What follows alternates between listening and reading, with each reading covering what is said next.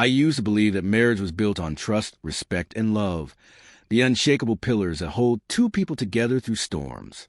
For years, I thought my husband Daniel and I had that kind of marriage. He was charming, successful, and attentive, or so I convinced myself. But betrayal always wears a mask, and Daniel wore as well. It started small.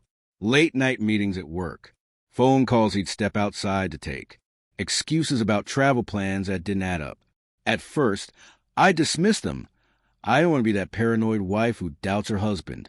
But every instinct in me whispered louder. He's hiding something.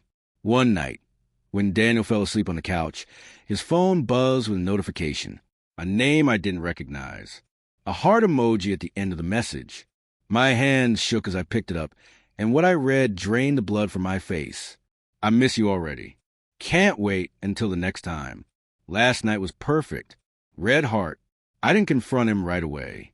Instead, I planned. I needed more than suspicion. I needed proof, something undeniable. So I followed him. It felt wrong, but betrayal turns you into someone you never thought you'd be. One Thursday evening, instead of heading to the late meeting, Daniel drove across town to a quiet restaurant. He wasn't alone. I watched from a distance as he walked in, kissed a woman waiting at the table, and held her hand like she was the only woman in the world. My heart didn't just break. It shattered into sharp pieces that cut deeper with every smile they shared. The final blow came weeks later. I told Daniel I was going to visit my sister for the weekend, but I never left.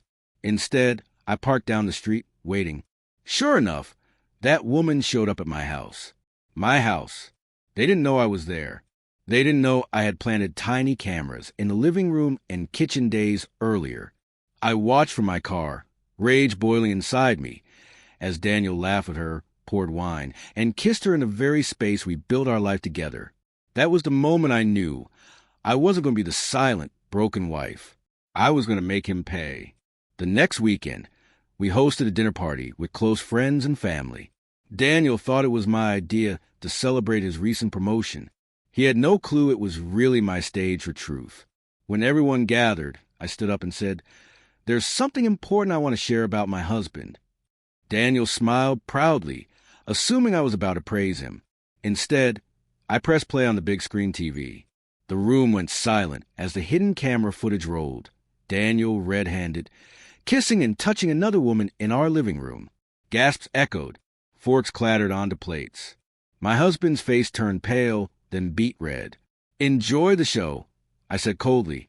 "This is the man I married."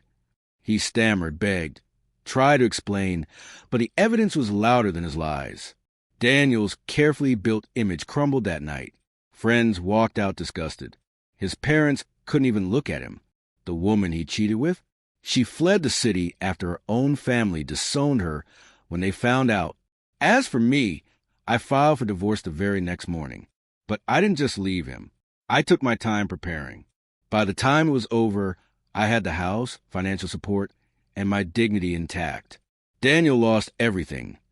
The respect of his peers, his marriage, and the perfect mask he had worn for so long. People say revenge doesn't heal wounds, but in my case, it gave me closure. Watching him squirm, exposed for who he truly was, reminded me that betrayal might break you, but it can also build you back stronger, because the truth always comes out. And when it does, it burns everything fake to ground. The days following the dinner party were like living in the eye of a hurricane. My phone buzzed nonstop. Friends calling, family sending messages of support, even distant acquaintances whispering, "I can't believe Daniel did that to you." For Daniel, though, it was worse. His company got wind of the scandal because one of his colleagues had been at that dinner. The corporate world loves results, but also loves appearances. And Daniel's pristine, reliable image had shattered. Rumors swirled.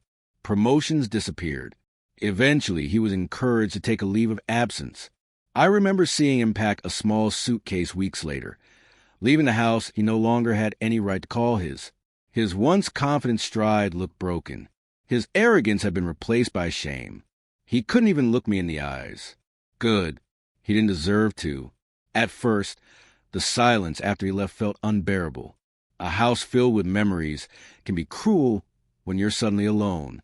But I refuse to let grief rot me from the inside. I started therapy. I rebuilt my routines. I traveled, something Daniel always never had time for. Slowly, I discovered a version of myself I had buried for years. A woman who laughed without permission, who didn't tiptoe around a husband's moods, who didn't wait for validation. I wasn't just surviving. I was healing. Word eventually reached me about Daniel. He moved into a small apartment on the edge of town, far from the glamorous life he once flaunted. The woman he had sacrificed everything for?